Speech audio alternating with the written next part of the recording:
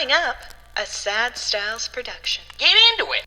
All right, so Andrew, the jury's out. Ah, Our listeners really do not like us talking about vehicular combat games. really? Yeah, the Twisted Metal did not go over very well, the Twisted Metal episode. They didn't like that we didn't like it? Well, I don't think they understood how we possibly couldn't have liked it, because clearly they haven't played it in the past little while. I was think that gonna might say. be the issue. Yeah. People take their lore Uh-huh. very seriously, which is what when I think about a vehicular combat game, for me, it's about the lore. It's about the lore. I don't even care how it plays. Absolutely. I don't even want to get behind the wheel. Just tell me more about the car. I want to read about the people in the car. Don't put me behind the wheel. No. Put me inside the wheel. Yeah, I am the backseat driver. Yes. Telling the lore about the driver. Exactly. Mhm. And that's you and I are on the same We're on the page. same page. Our listeners, not so much. So Okay. I have a solution that I'm going to propose. Okay. More vehicular combat games. Not something wildly different. Well, I don't think I think we need to double down. Okay. I think we need to, just like you know how in Twisted Metal, Yeah. how you had to shoot a car like Yes. 20,000 times before So it many registered any times. damage. Yes. I think we need to do 20,000 vehicular combat games before our listeners realize that we actually have a point here. Okay. Okay. So we want to do another vehicular. I almost said manslaughter, but vehicular combat game. Well, there is manslaughter involved if you do it correctly. Another game just to prove our point that these games are good or bad. Well, we're going to find out, Andrew, so. this week as we take a look at 1998's Vigilante 8 on the Retrograde Podcast. There was 8 of them.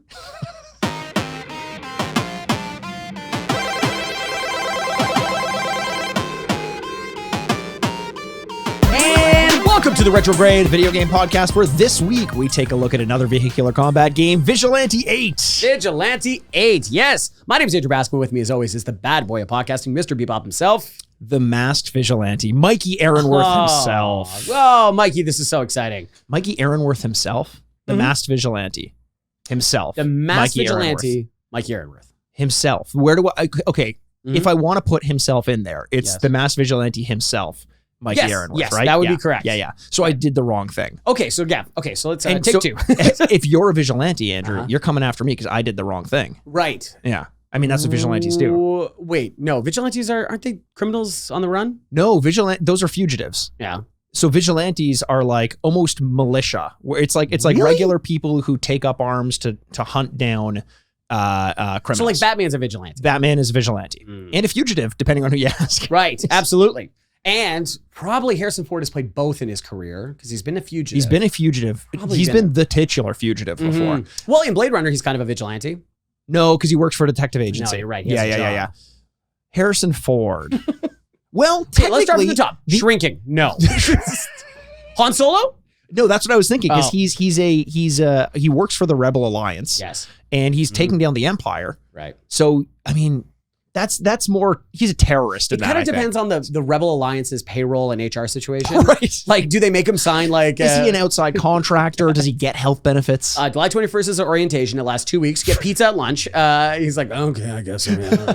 It's only 12 parsecs away. Yeah, he's Gotta like, get there Chewie, we soon. need to go to this orientation thing. By the way, what are parsecs? Did we ever find that out? You know how the Millennium Falcon? Don't find out. I don't want to know more about this universe because every time that they tell me more, I'm like, I hate this more. Don't like just let it be mystical nonsense. Before we get into video games, because we will, because you are Andrew Baskin and Mikey Aaronworth, the two greatest video game journalists you've never heard of. Before we get into video games, what is your favorite Star Wars movie? And it can be an offshoot. It can be Solo. What? Don't do that. No. And don't say Phantom Menace, you son of a bitch. I'm not gonna say Phantom Menace. I actually hate people that do that. Okay, because there was a time when you were toying with the idea of like, were they as bad as we remembered? Yes. And then we went back and watched it, and the fact that it starts out because of a trading route incident between spice traders. Yes. You're like, this is how the Star Wars starts. Yes, I just love that George Lucas was reading wasn't reading, he was alive for it, but it's like Vietnam was started because a boat went over the international border and then they warned him and then it started a whole conflict. Right. And you're like, yeah, that's a real story. That's not interesting. No. You could do anything. It's a space opera. It's a space. You know what's more interesting than spice trade route issues? What's that? The shot heard round the world, Andrew. I'm talking Gabriel Principe. I'm talking Franz Ferdinand. I'm talking World Great War band. One. Yeah, Great band. yeah, When- yes, 100%. When someone tried to assassinate the Archduke of Pop, Franz Ferdinand.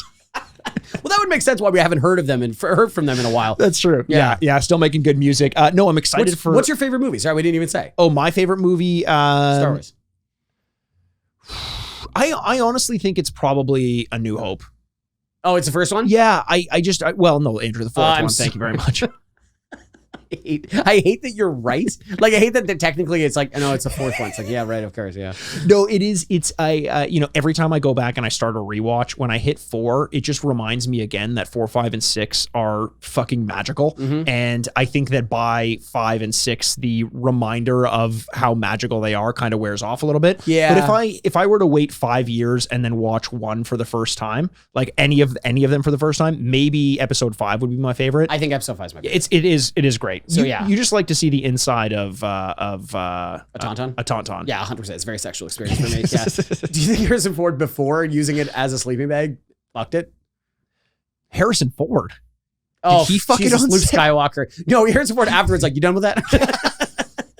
Jesus Christ. Sorry, too much Harrison Ford on the mind. And how can you blame me? I can't blame Handsome you, man. Andrew. Handsome man indeed.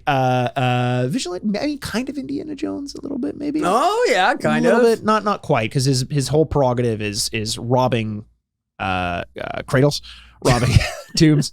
It is funny, though, that we didn't talk about that. I saw the newest movie. It's totally fine. It's Yeah. a painfully mediocre movie, but I don't know. Because people's disappointment, I think people are like, it sucks. And you're like, Yeah. nah, I don't know if it sucks. It's just not good. Is that I thought they were going to address the idea that, like, this belongs in a museum and all that kind of stuff, where now we look at museums going like, they're stealing from the country that they did. And that really isn't brought up. And I thought there was going to be some kind of retroactive, like, this should stay in the ground. or they just double down on it. Yes. This belongs in a British museum. Yeah, I was gonna say, yeah. It's him trying to steal the pyramids of Egypt and just bring them into a British museum. Speaking of stealing and what not to do and what's going to happen to you if you do steal, Andrew, today we're going to be taking a look at Vigilante 8. We Yes. said this in the intro.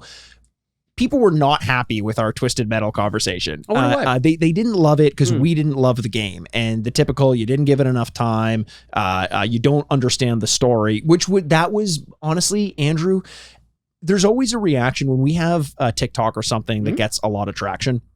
One of the initial traction, indeed. Yeah, What am I, sorry. Axel with both hands? Okay, I need to talk about Axel. Sorry, keep going. Sure. I want to talk about Axel. There's always the initial reaction when it starts to go where people just start shit talking. And my feeling is like, I want to make people laugh. I want to let people have a good time, but people can be very cruel, and I get my back up a little bit. And at first I'm always like, fuck, this sucks.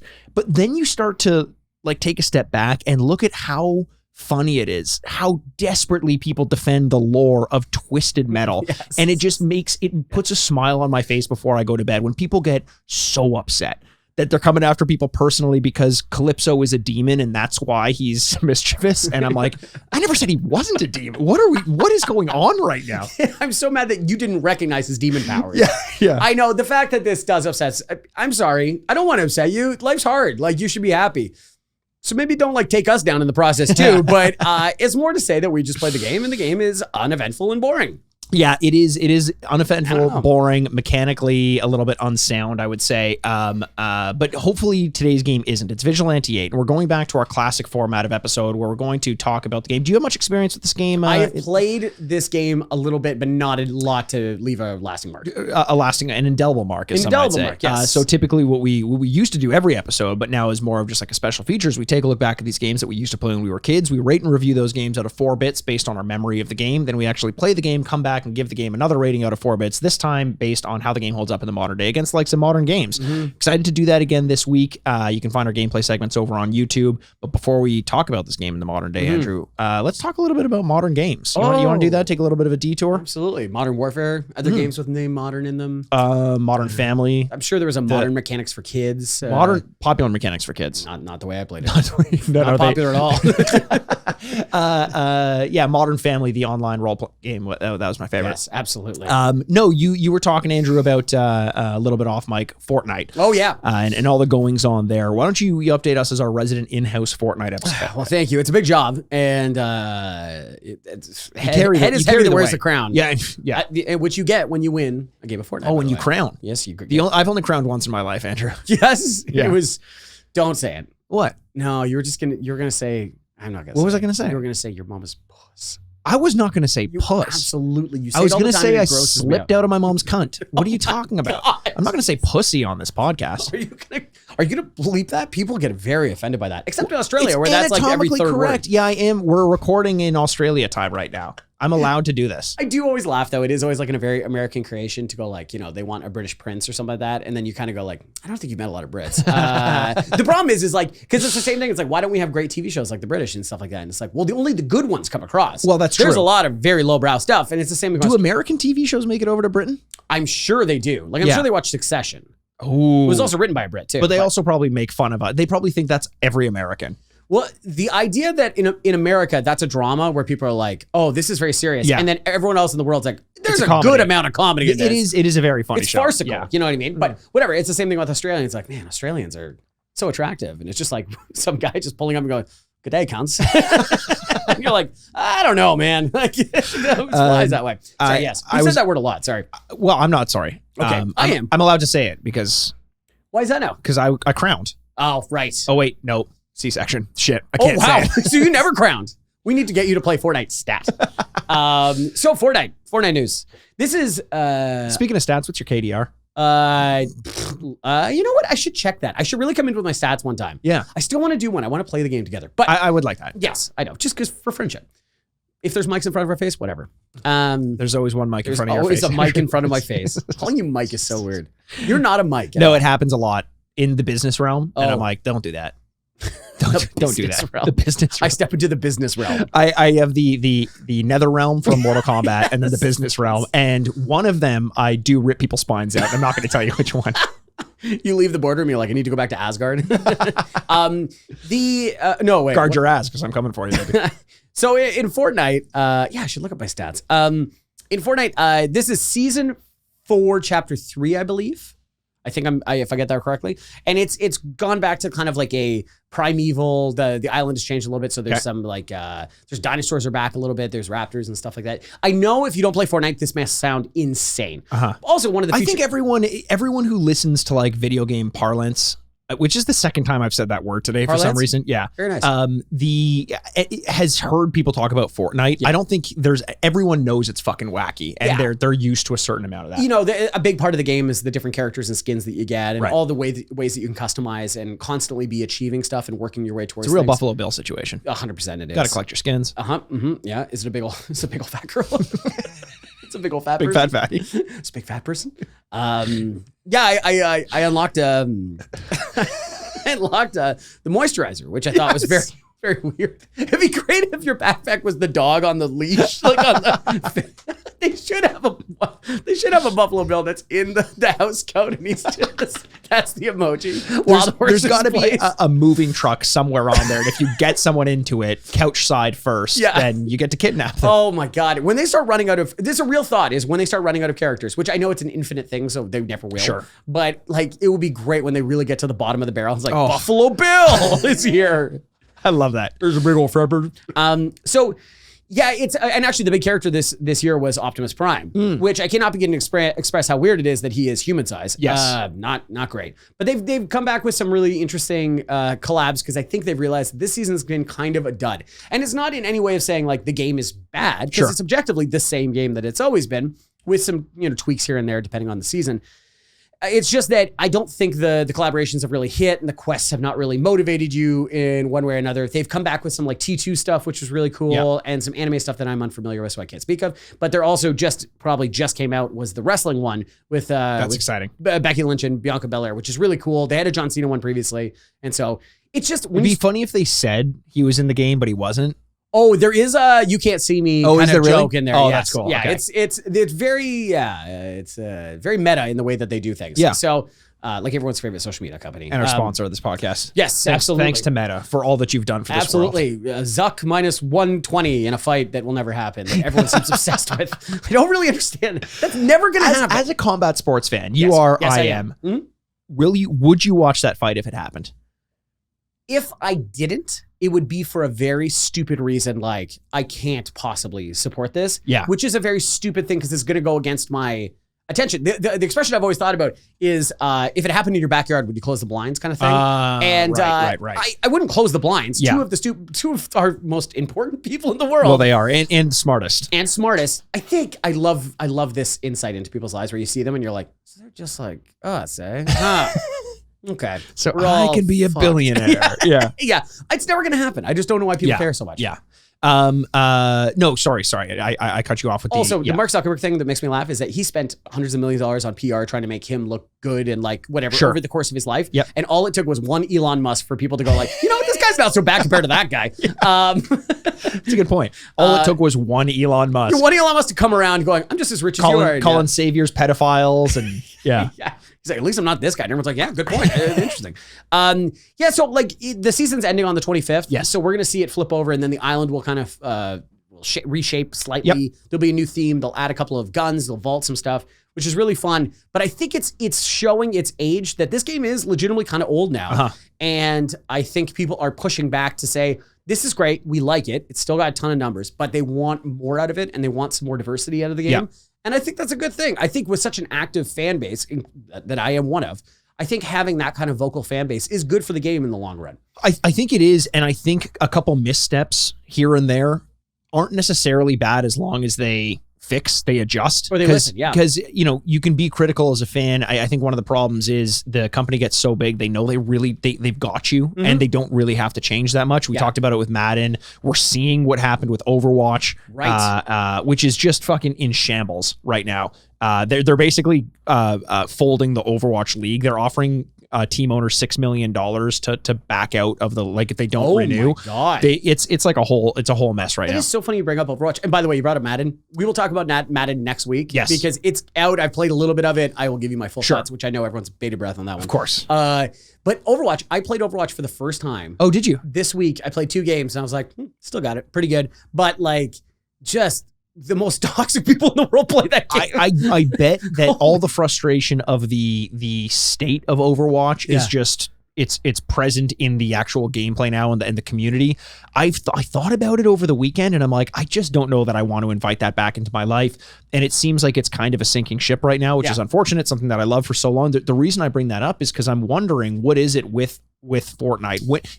Because right now it looks like it's untouchable. Yeah. And I remember there were different points in my life when I thought Sony, for example, was always going to be the leader in the console generation around the time of PS2. I'm like, there's no way that they get taken off the mantle or the pedestal.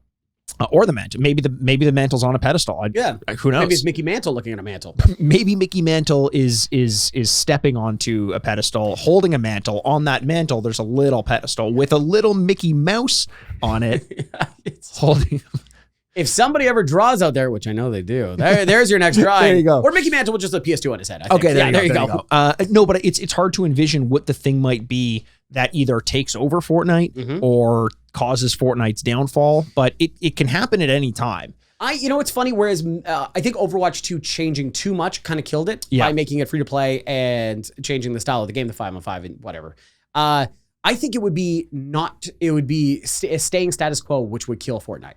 I think you do need progression when people play this much and staying year round to try and motivate people to keep coming back and keep staying there. Yeah. The lack of change over time, not all at once. 100%. I think the issue that Overwatch had, and I think we kind of talked about this before, was when number 2 came out, they're like, this is our chance to change whatever we want to change. And they did it wholesale, whereas Fortnite has the ability within seasons and then chapters to make micro changes and then take it or leave it as the next seasons go through. Do people like this change? Like the fact that building is now kind of niche. Yes. Like a lot of people like no build mode. A lot of people do that. And what made Fortnite unique when it started was building. And then they kind of like start playing with it and teasing it out. And they're like, okay, you know what? We're going to focus more efforts on this and balance towards no build mode. Yep. The fact that they can make those changes. Heather Ann Campbell on Get Played, another video game podcast. Big Fortnite player. And she always talks about, she's like, we can't wait for Ready Player One to become a real thing. And that's kind of what you have in Fortnite. Yeah. And the fact that they can have concerts in there and special events and tweak the gameplay season to season, chapter to chapter, add new characters. The creator build stuff. So people are building new levels all the time that are like incredibly complicated and things that you don't do in the actual game of Fortnite. Like, oh, if you press this lever, then these ones, they created horde modes, they created all that kind of stuff, which is just so new. Yeah, and the concerts and also just the profitability. I've never paid a single dollar for Fortnite. It's very impressive. Bananas. Like, and I'm not saying that, but you can totally enjoy the game without doing it and still get exposed to, countless hours of advertising and things like that. Like, I attended an Ariana Grande concert. Not by choice. I just all of a sudden I was like, the fuck's going on here? And I was just happened to be playing when the 7 o'clock hit and the concert started. It really does. It is really the future of the fusion of pop culture and advertising and, capitalism and things like that into a video game. And yet it's so seamless that I don't sit there and go like, God damn it. I know Beast Wars is coming out, the Transformers movie, but I'm not mad Optimus Prime is in the game. No, of course. But it does remind me that Beast Wars is coming out. Sure, of course. I mean? So, I think it's interesting, the constant ability to advertise, sure, but I do like the constant ability to evolve, and there are some positives and some negatives to that. Negative is, and we kind of talked about this with Overwatch, like there's no way to go back and play Overwatch 1. It is lost to the ether unless Blizzard makes a decision to release it. If you really liked Season 3, Chapter 2 of Fortnite, it's gone for good. And I think that we're going to see a lot of video game companies do something like this. My hope is that it's sports franchises that say, we're not going to do annual releases anymore. You're just in our ecosystem, and we're going to make updates to rosters and updates to gameplay style, tweaks, patches, graphics, all that stuff. And you're in. When you're in, it's a subscription model or something. It's a subscription model. But again, that has the same problem. If I really liked NHL 07, I cannot, I can go back because I have the physical disc now, but at a certain point, if you buy into these ever-changing evolutions of franchises, it's risky because we're going to lose a lot of content that way. It's a really good point because it is kind of what everyone, if you're not thinking about it and you like video games, you should be thinking about this because I had this, I've been nostalgic for old islands. I also will say, in Fortnite, excuse me, I will say. Oh yeah, you're not buying them with your buddies Elon and. Wow, the Patreon money's been good, so I have a few islands under my hands now. I will say is that like I've been nostalgic for old islands. I also will say I have a really bad memory for this kind of stuff. So when someone brings it up, I'm like, oh yeah, right. I used to drop there all the time. That was fun. I've also been thinking about this when it comes to movies and TV, especially because we're such slaves to the streaming thing. Sure. And they just come and go as they will. And really the whole premise of the streaming model was that and they're all there. They're all there forever. You could just access them. And now I realize that some of my favorite things get changed or modified or edited depending on things. I out loud was talking about do I reinvest into physical media? I've been thinking about that too. And then I get a very nervous look from my player one who's like, yeah, right. And it's like, it's not probably expensive or takes up a ton of space. I'm like, no, but that's the fun of it. It's more the space than anything. Because I was there's I hate to bring this up on the podcast, and I apologize to our listeners who are misophobic and scared of books. Okay. I don't want to bring. Sorry, Andrew. I know it. I feel. Oh God. Books. But I'm trying to get better at it. Oh my God. Oh, fucking hell. I hate pulps. Reading is so disgusting. More like pulp nonfiction because it's really fucking with me right now. That was very good. Thanks. There was a book that I was looking for, and it was called, it's called To the White Sea by James Dickey, the same author that wrote Deliverance. Oh. And it's this book that I want to read. Apparently the Coen brothers wanted to write a movie about it. Cool. And I'm like, they're back together now too. Amazing. I know. Great news for me. Yes. So I'm like, hey, I'm going to read this book on the off chance that this movie ever gets made. Couldn't find the Kindle version. Was out at one point, not available anymore anywhere. Couldn't find it online in any digital format or anything. The only way I could get it, because it hasn't been printed in a decade or two, was to go to a used bookstore online and get the physical thing. And I started to think about all the other things that I potentially love that might be niche that maybe I'll never be able to play again 10 years from now.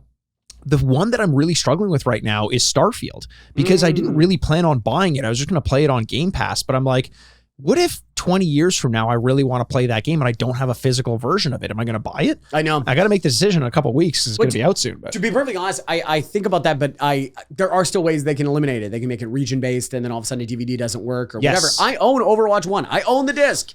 And I put it in and it goes, Overwatch 2? And you're like, there's an Overwatch that doesn't exist anymore. That's so wild. So if you put Overwatch 1 into, I mean, I guess you have to play online anyway, so unless you're in a training mode, it doesn't make sense. But if like a disconnected Xbox One, interesting. Yeah. what would happen? That had never been up to, I don't know. I'd be curious to try that out. You meet the creator from The Matrix or something like that. He just pops on television like, oh, you've outsmarted us. You did it. Very good. You win. You win. Welcome to the ship. I've got some games that I want to update on, but I think I'm going to save it until next week because I have a lot that I want to say about Inscription. Okay. And because I beat it, Andrew. I beat games Whoa! now. That's what I do. That's what I do. Holy By the way, smokes. Inscription, best game I played all year. Wow. I'll get more into that Okay. next week. Not the best game that I played all year, but a game that I started playing, Andrew. A game that we've talked about a lot. Marvel Midnight Suns. I thought it was going to be fucking amazing. The first hour or so, I'm like, this is incredible. And I got the pacing of it with like the story versus actual like combat is so unbalanced. There's a lot of story that I want nothing to do with. A lot of it's good, a lot of it's shit. It's like a dating sim meets everything else, meets card battle, all that stuff. We're still talking about Midnight Suns? Yes. Oh. Yeah.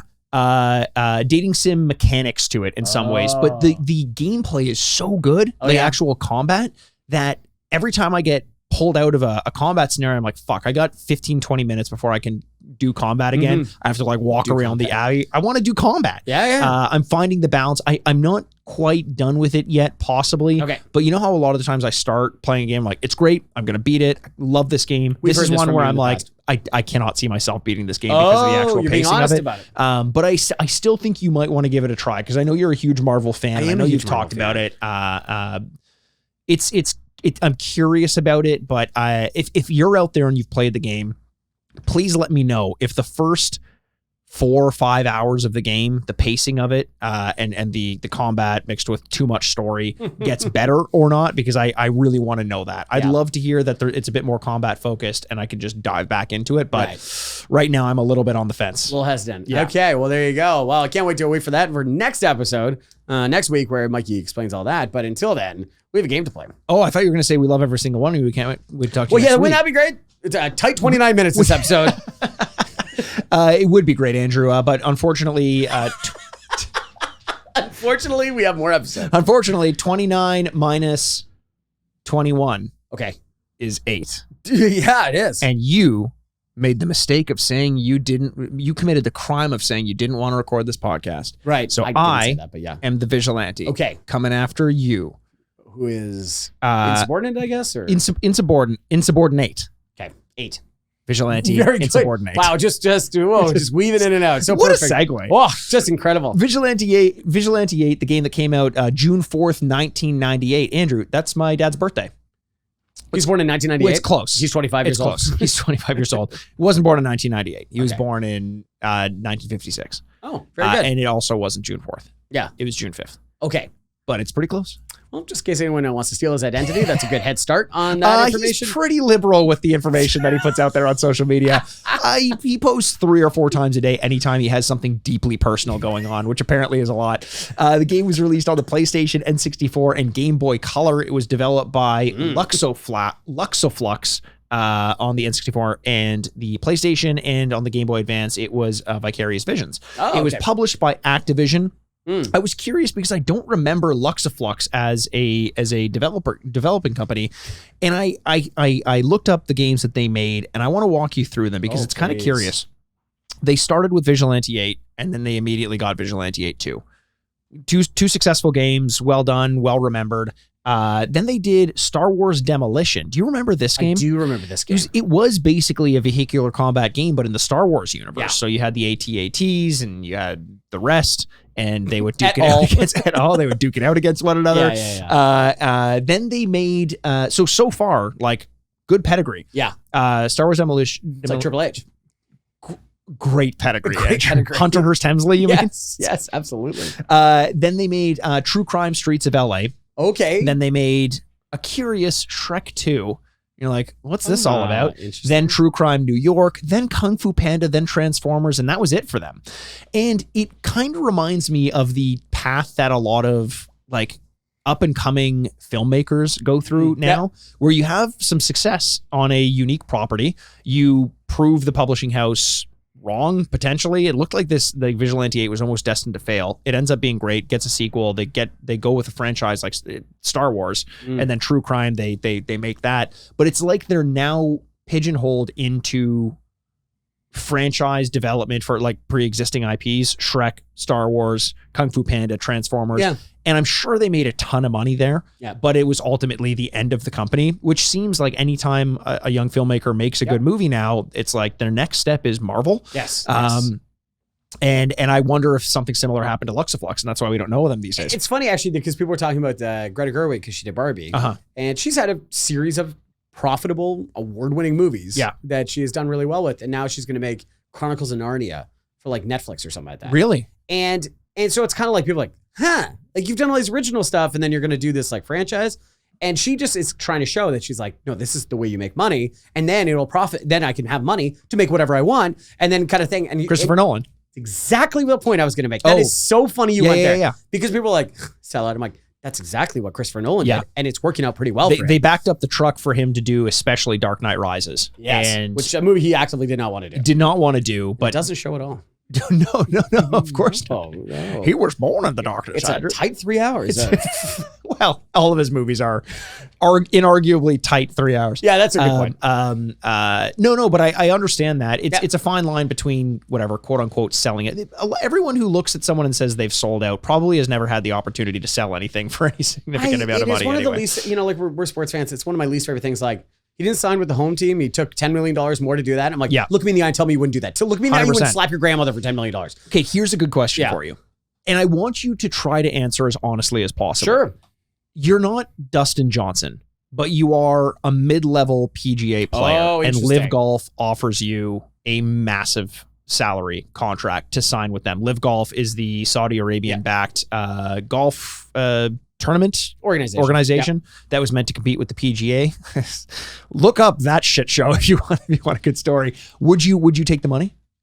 You have to. I'm sorry, you have to, and especially it's all these older players. They're not going to make that money. They're setting up their grandkids. Like I honestly, I think my biggest issue is not people taking money. I think my issue is people not being honest about it. Yeah, that's. I've always hated Live. I just hate the idea around it. I do really respect the players that didn't take the money are usually pretty They're pretty rich in their own right. So they didn't have to. Like Rory McIlroy, who is very. I think he's a good guy and all that kind of stuff too. But I always have been like, when people get there and they sign this $50 million check, something they would have never gotten otherwise, and they're like, we're just here to spread golf around the world and things like that. And you're like, oh yeah, okay, all right. Fucking idiot. Like, just go like, they gave me a lot of money. Yeah. So here I am. There was one golfer who took that stance, and I can't remember who it was. But it was in that full swing. Probably Ian Poulter or something. I think it was Ian Poulter. He's like, guys, like, what do you want me to say? I'm like, you know what? Good on you. But yeah, so the sellout thing, quote unquote, sellout, whatever. Unfortunately, it didn't work out for Luxaflux because they had a game announced for 2003 called King. Don't know what that was about. Never came out. So their last game was Transformers. It was, but like a dark revisitation of I just can't wait to be. And he just flips a coin or something and he goes King. And you're like, whoa. Fucking hell. Damn. Do we need to do a Your Game is Perfect again? Because that sounds fucking amazing. That sounds fun. The gameplay, so obviously vehicular combat. We went over it. Is it going to be good? We don't know. But in this game, similar to Twisted Metal, you have a machine gun by default. You can add to your car mines, autocannons, rocket pods, mortars, homing missiles, and a special that's unique to each car. Cool. So far, it sounds very much like Twisted Metal. Yes.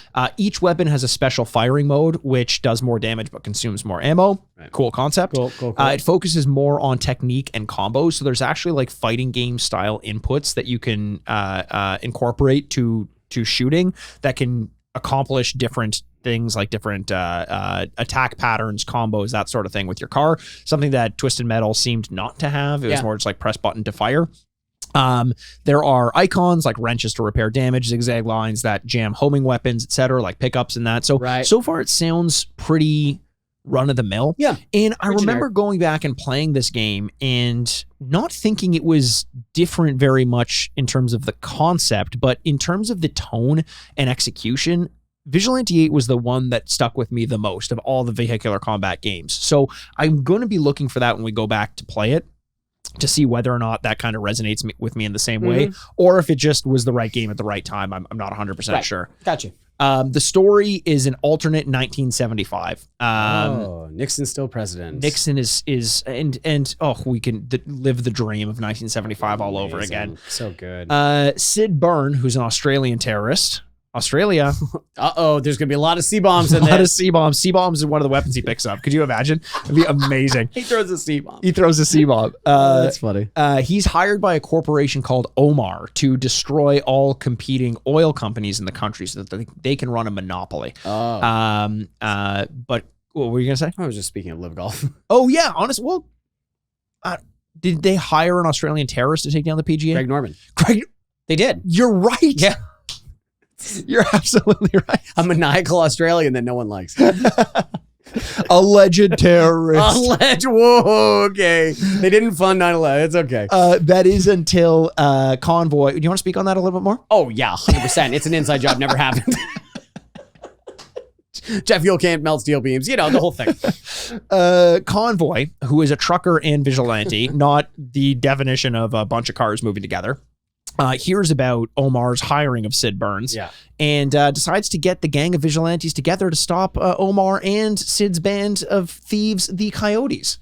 Oh, cool. Yeah. That's Not cool, real man. coyotes. Oh. The gang is coyotes. Oh, okay. That's Yeah. kind of cool still. It's kind of cool. So the But if you had a pack of coyotes, that'd be pretty cool. oh my god, that should be his special weapon. Oh my God, just throw some coyotes at people. Well, they are famous for doing things to road runners. And, true. You know, if somebody had to take a minute of these episodes, the topics that we would hit would be 200 deep. And they're The like, show notes. Australians, the word cunt. Roadrunners. What? live golf, 9/11. Like, it's just like, oh my God.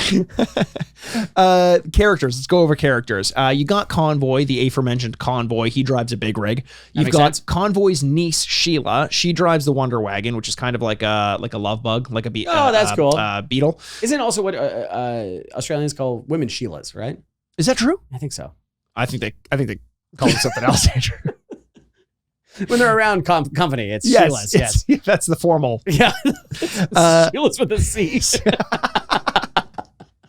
CH Sheilas. Oh God. Okay, sorry. You Back got to this the game. Las Vegas high roller John Torque, which is a fucking phenomenal name. Great name. He drives a Thunderbolt, which is kind of like a sports car. You Yeah. got Slick Clyde, who drives an Excelsior limo.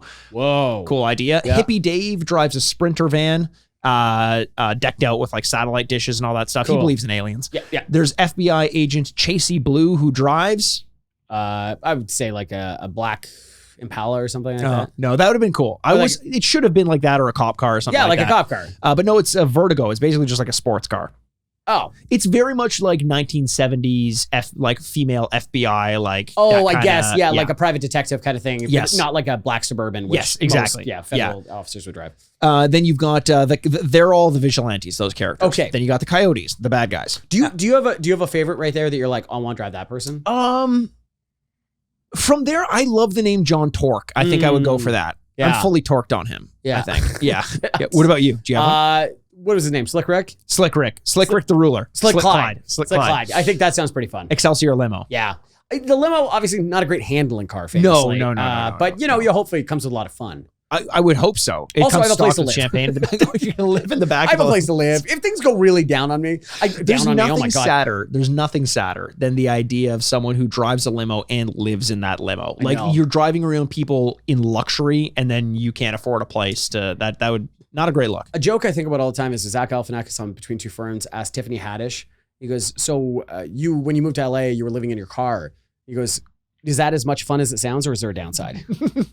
And then she laughed so hard at that question. But it is kind of funny that if you told me as a child, like, you get to live in the car, you're like, "That's cool." Yes. And now I'm like, "Oh no." It's like you get to live in the theme park overnight. You're like, amazing. You get to eat hamburgers every day. Yeah, from the trash exactly. can. So the Coyotes, Sid Byrne is the leader. He drives a Manta, which is basically a Corvette. It's got flames on it. You got Boogie, who's a disco-loving criminal. He drives what's called a Leprechaun, but it looks kind of like a Ford Pinto. I'm not sure what that thing's supposed to be. Sure. Loki, who is a mentally disturbed test pilot who drives a Jeep. Keep your distance from this guy. It sounds like they just came up with a jumble of like Mentally disturbed. Oh, Job. Well, it's going back to Twisted Metal, where it's like, why is this world in shambles? It's like, well, the mental asylum. They escape from the mental asylum. Oh, yeah. Oh, And then okay, they open good, the good, garage, good. too. Yes, Yeah. yes. All right, we forgot about that. Yeah. They check in their cars when they go They to were all the great asylum. mechanics. Great mechanics. You've got Houston 3, who's a brainwashed woman who drives a Palomino, aka it's basically a Shelby Cobra. What is that? The story about that astronaut that drove across the country in diapers to go kill her ex-husband? Oh, maybe. Remember that story? It was like in the 90s. Houston 3? Yeah, so it's at Houston, like a astronaut, and she, Oh, maybe. I don't know, just Well, trying to make connections here. and what a great connection that was. Thank and you. you know what? She made a great connection with her husband before she drove cross country to. Yeah, I don't know. Did she complete? Like she completed a bowel movement in her diaper, but I don't know if she completed the murder. I'm trying to remember now. What if she didn't shit her diaper? She's just doing it out of style. Just, this is how I prefer to go to the bathroom. It's great. Stop judging me. Then you got Beeswax, who's a beekeeper. Yeah, sure. Yeah, right. He drives a pickup with a camper on the back. Oh, as yeah. all beekeepers do. Yeah. You throw those honeycombs in the back of your truck. You let them rattle around a while. It's fantastic. Oh, that's great. Then you've got Molo, who's a juvenile delinquent. He drives a school bus. So he's like stolen a school bus? I think he's That's the stolen idea? the school Yeah, bus. That's cool. All right. Of these ones, oh, and sorry, I forgot to mention why the alien, who drives a garbage truck. Well, what else would he drive, right? I mean, it's like, Not a I don't think spaceship. that needs any more No, explanation. 100%. Yeah, absolutely. My favorite of theirs was the school bus. I loved the school bus, loved driving the school bus. Yeah, that's pretty cool. What does the test pilot drive again? A Jeep. Okay. I'm going to go with Boogie, the disco day. That's a good one. I also love that everyone else is like disturbed, juvenile delinquent, brainwashed. This guy's like, he loves disco. It's like, well, that guy must be nuts. I love the dance, bro. I love the dance. Well, it's no, it's right in the heart. He's actually really cool. It's 1975. This is the time to like This is disco. the greatest time to like disco. Wow. He's on his way to Studio 54. Yeah. The back of that, whatever car he drives, is just full of cocaine. Hey, that's his special move. Yeah. He just like Mario doing a mushroom. Well, Well, hey, Yeah. Hey. there you go. Makes he you just his special power is does a bunch of cocaine, runs out the car, and just tries to just punch through the windows of other tries and succeeds airplanes. Oh, yeah, in most absolutely. cases. There are 11 levels in total. Okay. So basically everything we've laid out there, it's almost just another version of Twisted Metal. So I'm a little nervous because unless the gameplay is great, I don't know. Like tonally, it seems like they're having a little bit more fun with this. Yeah. It's lighter, whereas Twisted Metal was so dark, Edgelord. so edgelordy. Yeah. It was developed by a 5-person team who received no support from Activision as the Holy. publishing company, like no codes, nothing like that to work on, and they knocked it out of the park. So good for them. Wow. The game reception, 83% total for the N64 version, 86% for PlayStation. It doesn't really make sense to me, and I'll tell you why in a second. Sure. All Game gave it a 4 out of 5. EGM ranked it on both the N64 and the PlayStation, 8.5 on the N64, 7.8 on the PlayStation. So like they're doing like the same company is reviewing the same game Yeah. on different platforms. They rank the PlayStation one lower, and yet the PlayStation has more a higher review in total. Interesting. I'm not sure. Okay. Game Informer, same thing. 8 Pull point. him up. I stepped right over. I'm it. sorry. No, it's Shit. okay. I got you. Please don't throw bees at me. Teamwork. Andrew. Yes. Oh no, bees! Ah. I'm just thinking a handful too that are working in unison to go into like a ball shape. That's like if you throw a tissue, kind of, yes. and it just kind of like comes. Or Joe doesn't trying really to fly throw anywhere. that sad letter into the ocean. Oh yeah, and it yeah, just yeah, keeps going back at him. Yeah. Great. Big Arrested Development kick right now. Game Informer gave it an 8.5 on the N64 and a 7.5 on the PlayStation. Game Pro gave it a 4.5 on the N64, a Oh. 4 on the PlayStation. So kind of weird. There's a huge difference. Yeah. It must just be in performance. I know the N64 version also allowed for 4-player multiplayer, Oh. had an additional, a couple additional story beats, an additional character, and an additional level. So like you'd think, by all means, it's a better game. Right. So I was weird. It was weird for me to see that it Yeah. was ranked higher Yeah, yeah. total on the PlayStation. Can I ask what version we're playing today? The N64 version. Oh, we are. Okay, Yes. great. Yeah. Awesome. Cool. This did get a sequel on PlayStation, Dreamcast, and N64. Okay. So there we go. Vigilante 16? Vigilante 16. Would it be 16 or 9? What do you think? Oh, that's a good question. Ocean's 11 rules, it's 9. And those are the only rules I choose to live by. Andrew. Yeah, absolutely. You're right. But Yeah, like Danny Ocean Except- himself, I don't pay attention to the rules. I only That's- lied about that's- being a thief. absolutely. Does he make you laugh? He doesn't make me cry. Except when women are going, then we go minus. We go, That's true. 8. That's true because they only make 80% of the Ocean's 11 made. There is a joke there very easy that like, Yeah. they probably, it's like, did you think about this? Did you think why this would be a bad idea? It's like, well, no, we just thought they made 11, 12, 13, so maybe 8, 9, 10. And you're like, yeah, okay. Okay, good. Not 14, 15, Yeah, 16. not Ocean 7.2 or something like that. Yeah, Ocean's glass ceiling. Okay. Ocean's Classic. So the game got a sequel. Yeah, as I mentioned, PlayStation, Dreamcast, N64. Andrew, do you feel like you played enough of the game in the in back in the day to give it a ranking in the Retrobit, or do you want to save your score for I think later? I'm going to save my score. Because I think you and I played it briefly, just like a couple competitive matches. I know you and I played this game way back in the day together. Yeah. I played a shit ton of this game. Okay. So when we come back after the break, I will give it my rating out of 4 bits, based exactly on how I remember it back in the day, and on the modern day score. And you'll give it your ranking based on what you think you would have thought about it had you played a little bit more of it back when it came out in 98. Yeah, and I will say to the people that didn't like our Twisted Metal score previously, this could work out for you. Yeah. Where we play this game, we're like, whoa, this is worse. Wait, Yes. okay, now I need to revisit Twisted Metal because that's Maybe it's just vehicular combat that we don't like. exactly, that kind of or thing, maybe it's yeah. games of this age and that the scope that they're trying to do things, or it could go worse for you. It could, yeah. Maybe could, this game yeah. is kicks some serious ass. Yeah, it tells Calypso to go fuck off. Yeah, fuck you, Calypso. Sweet Tooth, you're cool. Calypso, I know another word that starts with C that I want to call you. Let me introduce you to my Australian friend over here, Sid Burns. He's much more comfortable saying this word than I am. Let it rip. All right. All right, so if you're going to join us for the gameplay segment, great, over on your YouTube channel. Otherwise, we'll see you guys on the other side in 2 shakes of exhaust pipe. Yeah, nice. Yeah. It's a car's tail. Yeah. Car's tail, the natural tailpipe. Do you ever hear those movies where it's like cars and they're like, so how does one give a circumcision in the Cars universe? And you're like, we do not need to keep going this far. Is it a thing they do? They're very religious. Well, actually, I know how. Oh, they how? have to call the oil. Which is short for motor oil?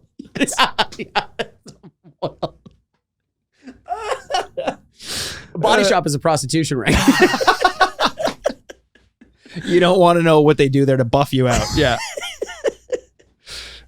Jesus, take the wheel. See you on the other side.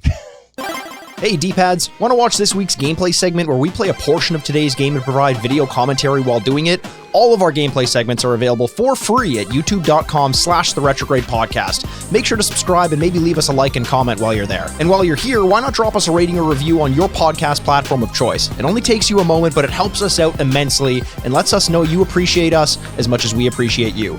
You can still join us on our Patreon for $5 US per month at patreon.com/The Retrograde Podcast for monthly bonus episodes such as drafts, spoiler casts, top 10 lists, and take some suggestions from the community, both gaming and non-gaming related. Plus, make sure to follow us on all our social media channels. It's at Retrograde Pod on Twitter and TikTok, or at The Retrograde Podcast on Instagram.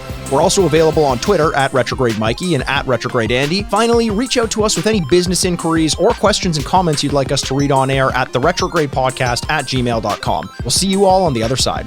And welcome back to the Retrograde. My fucking wrist.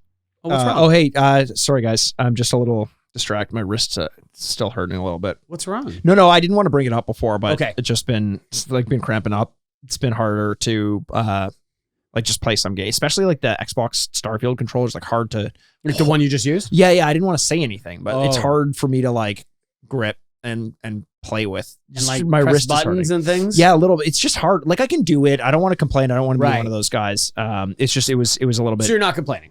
No. So like the games we just played where I beat you 2-0 were fair and square?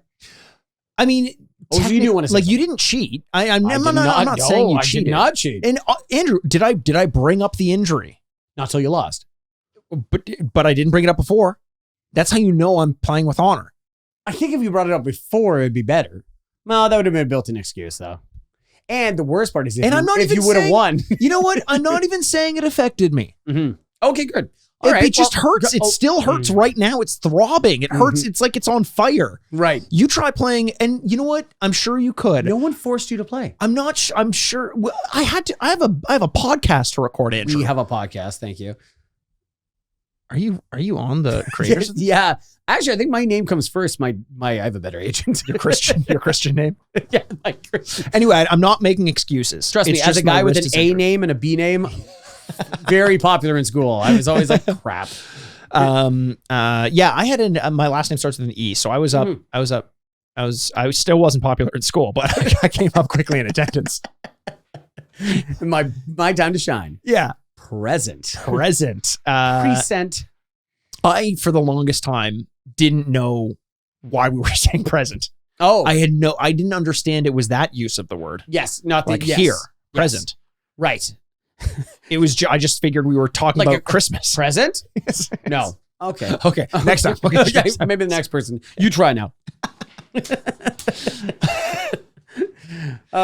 We just played Vigilante 8. Yes. And yes, Mikey is kind of beating around the fucking. your wrist hurts still. Oh, Oof, no, I boy. just tried to lean on it slightly, just slightly, and right, that hurt. Right. That's weird. That explains your gameplay because I beat Mikey 2-0 in our verses, Mm-hmm. and in the cooperative we went 1-1 somehow. But it was good, and it was a fun gameplay, and it was very different than Twisted Metal. But it's kind of what I want to kind of get off to the top here a little bit. Yeah, we talked Let's about this. compare them. We talked about this before. Mhm. I think I've kind of ironed out what the major difference Vigilante 8 versus Twisted Metal is. Yeah, Like, ironed if- it out even with that wrist, huh? Well, I use my left hand. Okay. I'm ambidextrous, Hmm. but it's hard to be ambidextrous when you're playing video games because you have to use both hands. Right. It's just a limitation. Mhm. We talked about how characters, Yeah. mechanics, Right. gameplay, Mhm. even kind of just like the background of there being like an evil corporation, all that, very one-to-one with Twisted Metal. Yes. Same era, all that stuff.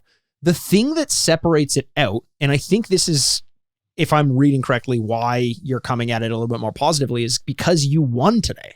I honestly, no. Okay, this has been something that has been brought up to me online as well, that we, both of us, that's we in this situation, On my podcast? yeah, on your podcast, Yeah. that we often will favor the game if we play better in it, or as a group if we play better at it. Okay. I don't think that's true, and I think first of all that questions our integrity, so fuck you. Yeah. Also, how much do those people love fucking tennis, even though they've never picked up a racket before? Right. You'd probably pick it up, I'd smoke your ass, and you'd be like, this sport sucks. Okay, so maybe this is true with Mikey, but not with me. Is that winning does not affect that at all. Obviously, showing some aptitude to win is more, people like to get rewarded, right? So I do get that idea, but I would say that it is a very different aesthetic game than Twisted Metal, and therefore I think that's where they divide. That's where there's a fork in the road. Oh, fuck. Come on. I think that's one of the best parts about it. Music is way different. The color, it's brighter. Yeah. There's colors, there's popping colors. In the other one that we played, it was in Twisted Metal. It was so dark. It was even sometimes to try and find the difference between characters was struggling. Yeah. Which is insane considering one is driving an ice cream truck and one is a human car. Like that's insane that I'm like, which one is that? Is that the human car? No, it's an ice cream truck. Does that ice cream truck also have wheels for hands? Why is that ice cream truck talking to me?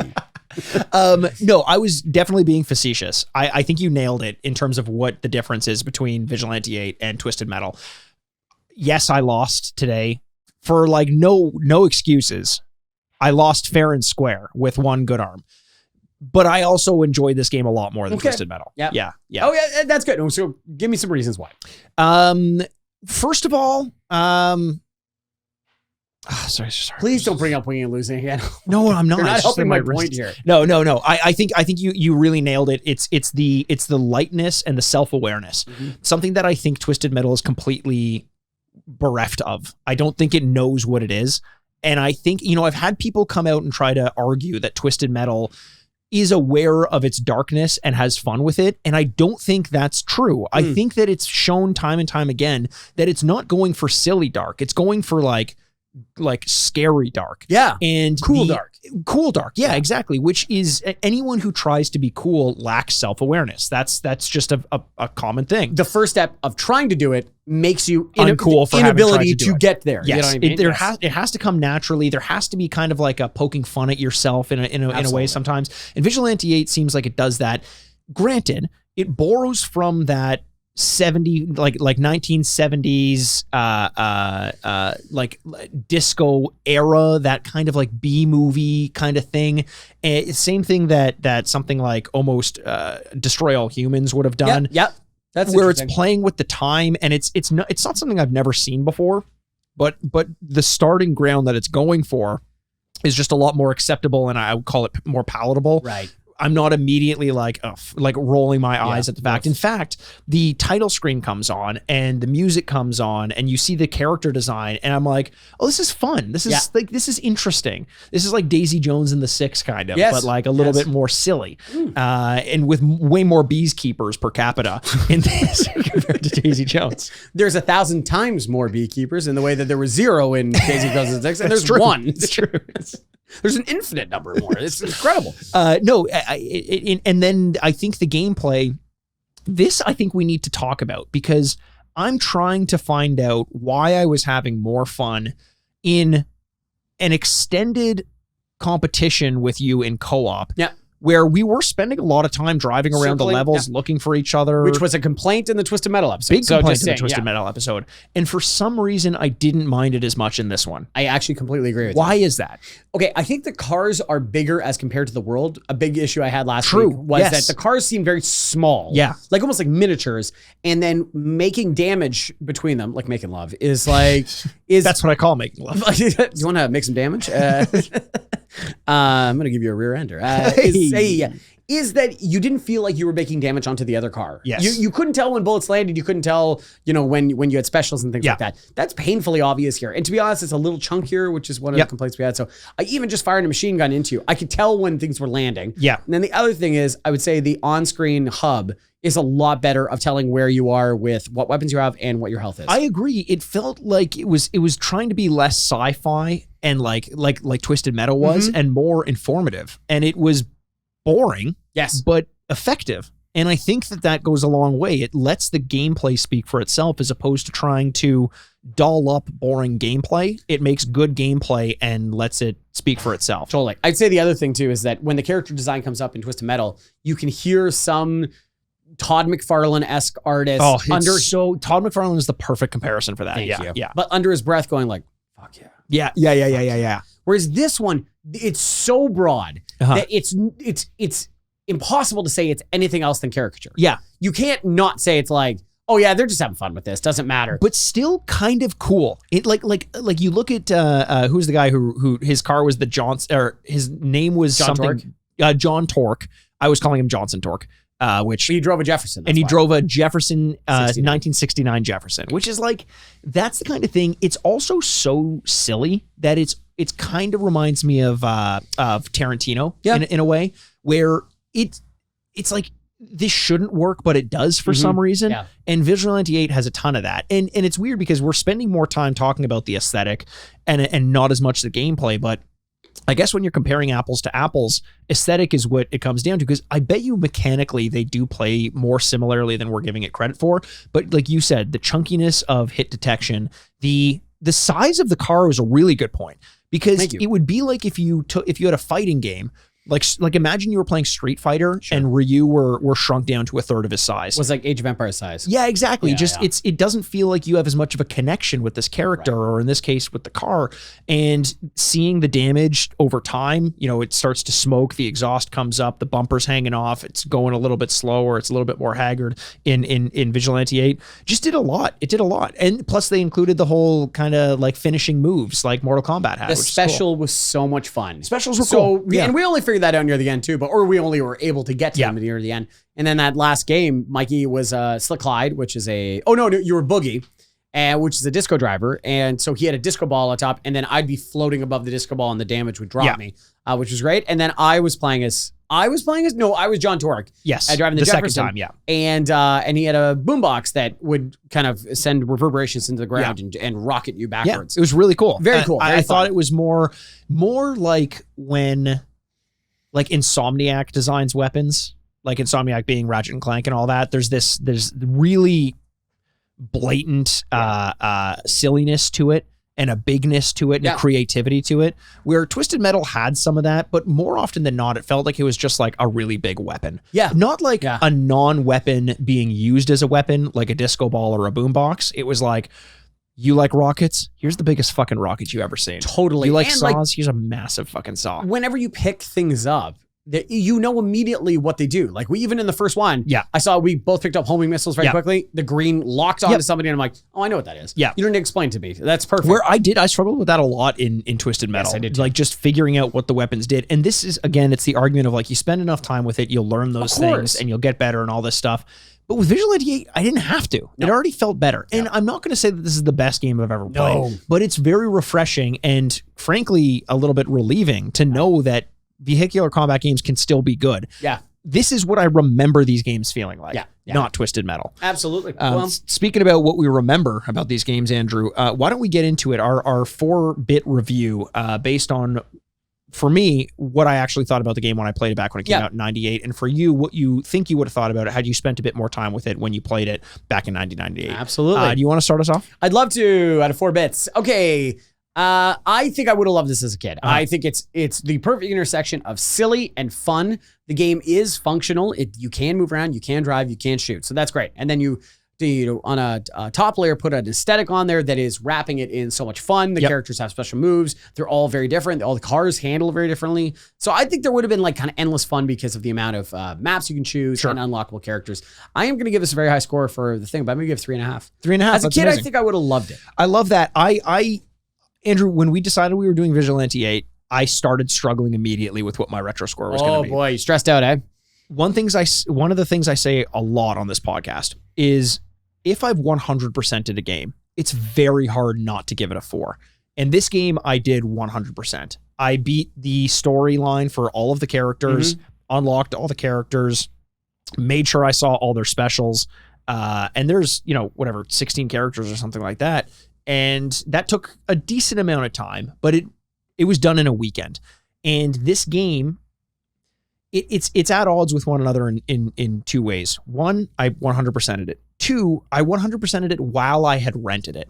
And once I'd finished the rental, I never really played it again. I thought about it a lot, but I didn't rent it anymore. I didn't have the urge to play multiplayer versus mode like I would have, with like Mario Kart or something like that. So do I give it a 3.5 or a 4? Like I've almost promised to every 100%. And that's what I'm struggling with a little bit. I think this one has to be the exception of a game that I've 100%ed, but I just can't justify giving a massive score to of a 4 because it didn't last me longer than like a week. So I'm going to give this one a 3.5 out of 4 for that reason. But a very loving, a high 3.5 is what I'll call it. Yeah. So, okay, in my modern score, 2, 3.5, that's 7 out of 8. That's a very good score. In my modern score, out of the same number, I this is the bigger struggle with me because if we didn't play Twisted Metal the week before, I think I would have been like, that's a great this point. is okay. That's a great point. Like it's totally fine. I'm not too, it functions. It's kind of fun, but I can't imagine playing this in the modern day. This would be like a mini game inside of a large game. And even then, how much fun is it? It is a totally fine game. The aesthetic is absolutely a lot of fun, like we're talking about, but it really does pale in comparison. And you start to see when games started getting big, like this one is, going, look, you can drive in this whole sandbox. Wow, that's a lot of fun. Yeah. You know what I mean? 4 players. Wow, that's crazy. I play Fortnite with 100 different people dropping into a very large map, and we could do 1,000 different things. You can't, like the first one in a battle is always shot. You can't always fault all the people that try stuff, but you need to be realistic about the expectations of the modern games. Sure. I am going to give this 2.5. 2.5. I thought you were going to go lower than that, to be honest. I thought about it. I think I'm being nice. Because 2.5 is as high as I would want to go with this one. Oh, really? I'm not even sure I'm that high. And here's my argument for that. There were games that came out around the time of Vigilante 8, and I'm looking at Mario Kart 64, that have this, but so much more in the battle mode. And then you can play the rest of Mario Kart 64. It's a more polished experience. It's a more fun experience. This is more adult, I think. Like traditionally seen adult version than Mario Kart 64. So if you want a retro vehicular-based combat game, you can do that. If you want a current vehicular-based combat game, you can play Mario Kart 8. So I don't know where this one fits in, apart from a reminder that past vehicular combat games weren't as bad as I seemed to have thought they were after playing Twisted Metal Black. I still, though, think that I'm going to give it that half score bump to 2.5 because I'm saving a bit of space for people who are very vocal. Those naysayers that we got in the comment section who have proven to me that there is a dedicated group of people who love the old school vehicular combat game. And to be fair, they really just don't make those anymore. They really don't. In one stand. Not like this. So this may be your only opportunity to get that retro feel for it. So I'm going to give this one a 2.5 out of 4 as well. 2.5 for 4, so that's a 7 and a 6 for a 13 out of 16. Nope. A 7 and a 7 It is a 7 and a 5. Yeah. I'm sorry, a 7 and a 5. For a 12. To 12. Andrew, That's you may have won. You may have won the video game competition today. I lost the speaking competition. Yeah. But you also lost the math bee. Competition. The math bee. Math bee? Well, if you Oh, could have like spelling bees. bee? I think Also, it's it shouldn't be spelling bee why not? because bee is such an easy word to spell. Right. It should Actually, be like what is the origin of spelling bee?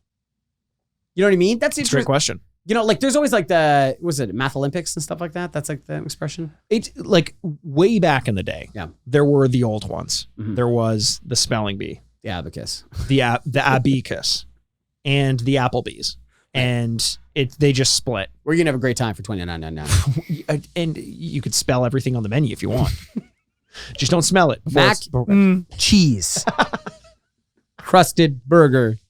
Can you say it in a sentence, please? Baja Blast with vodka.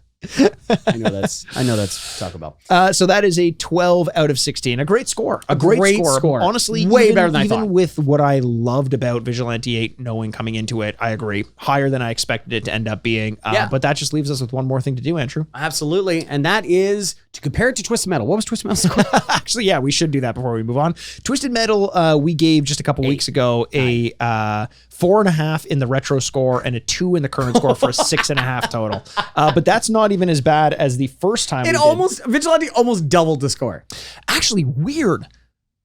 Look at this. Look at this. Twisted Metal, the original Twisted Metal, total retro score 4.5, total current score 2.5. That got a 7, slightly higher than Twisted Metal Black. Wow. And I think part of our, I'm not too upset with that because it had several more years and a lot more hype and a lot more production value and still didn't quite push it over. But I remember the first one too being smaller, and that was better because it was more chaotic. Yeah, a little bit. Yeah. The problem with Black, it was so stretched out. I was like, "Where's everybody? What's going on?" A thing you should never be saying in a game like that. When can I play? Yeah, where's everyone going? Like, can I just shoot you? That was me in high school. Come on, what are we doing here? Okay, so let's warm up the band. Formally anoint this with whatever we can. We'll make our way over to the awards ceremony, and you get into your big pickup truck with a camper on the back and all the bees in it. I was thinking like just one of those like one zip up things that mechanics wear. You know, like a onesie. Oh, cool. Okay. Yeah. Well, maybe Elliot will be wearing one of those. Oh, let's find out. All right, let's go find out. You've been waiting for it all year. The most glamorous award ceremony of the week. Ladies and gentlemen, the Grady's. Oh, here we are. All right.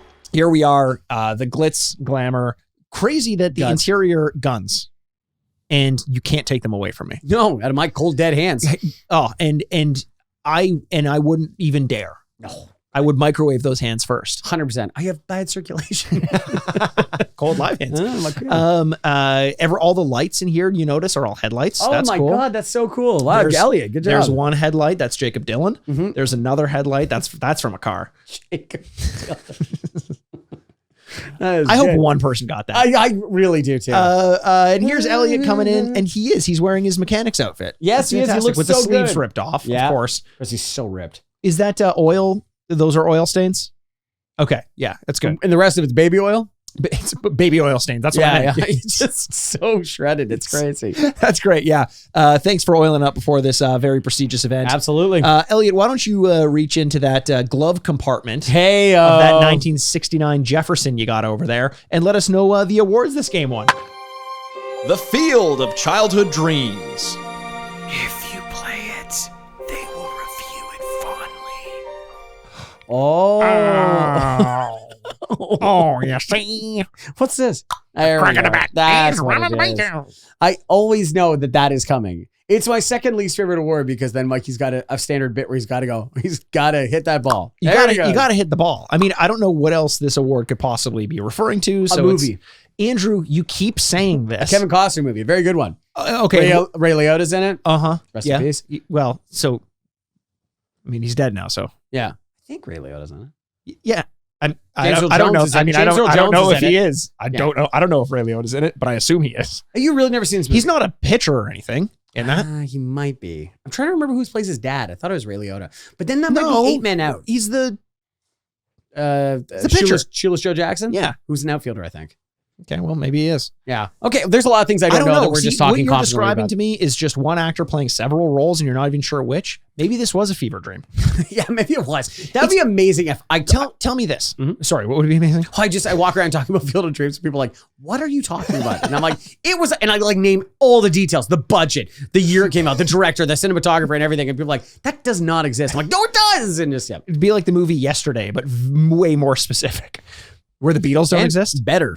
And probably better. That movie. But, okay, here's the thing. That movie opens up so many loopholes where you're like, okay, so wait, if that happens, then, and you just like start stressing I yourself knew out. it would stress me out. That's why I never even saw it. Yeah, don't. So I will. Okay, all movies have like a point of conflict in them where everything comes to a head. Yeah.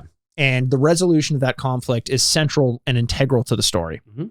So I'm gonna say one thing, and you have to tell me whether this happens or not in the movie. Okay. And In Field of Dreams. in Field of The Dreams, because like this, if this thing were to have happened, it would be so silly that there's no way this movie can be real. At some point, are there a bunch of baseball players on a field Yeah. who know that if they leave said field, they're essentially leaving the afterlife and they give up their space in baseball heaven. And yet, a real person who is standing outside of the baseball field falls off a bleacher, and a baseball player steps through the mortal plane to help this child who fell off a bleacher. And what was ailing this child is she was choking on a hot dog. Like that, if that is the end of this movie, then that would be too silly a premise to consider for a real movie, right? Oh, yeah. Absolutely. Yeah. So that can't be what happens in this movie, right? Absolutely not. Okay, good. Yeah. I know you're never going He definitely doesn't reach into her throat and remove half of a hot dog, right? What? That's impossible. No, It's I know. It's a ghost. Okay, so maybe this movie exists. I would, yeah, maybe. You should check it out though, Mhm. just to see the As long as- alternate ending. Okay. Where it's a hamburger stuck in there. I would be so pissed off at that little girl if I were the guy who gave up my life of eternal baseball Yeah. to remove a hot dog from her throat. It's so bad. What is this tube meat anyway? And you're like, you didn't have hot dogs back then? It's like the 1910s. I think you did. And he's It's like, integral to baseball. yeah, exactly. They look like the bat. It's yeah, the next you're perfect going to say food. these Cracker Jacks are not real. So the Field of Childhood Dreams is where the retro score is a 7 or higher. Okay. And is not a movie. Yeah. And that's a key element. Not a movie. Not a movie. Well deserved. Well deserved. Really, really fun game. Very unexpected. I would have no problem playing that game again. Yeah. It really, 100%. honestly, it was kind of fun. It would. I could spend another weekend 100% in that game. It was fun. I There like you that. go. Yeah. Absolutely. Well, we can't all wait to talk to you soon. Next week with more crazy and wacky adventures. That's we true. love every single one of you. We can't wait to talk to you soon. My name's Andrew Bascom. With me, as always, is the baseball of bad boys. Yeah, that's good. I'm going with it. Okay. Your Mike name. Aaronworth. Yes. That's Mike Aaronworth. My name's Andrew Bascom. This is the Retrograde Podcast. Game over, folks. Furnished by Sad Styles Productions. I should have said Bat Boy. No, Or the ball Bat boy. Boy of podcasting. The ball boy or the bat boy. there is no ball boy. What is this, tennis? Yes, there is. The hell? What does the ball boy do? All the things that you want in the dugout, baby. He helps relieve stress.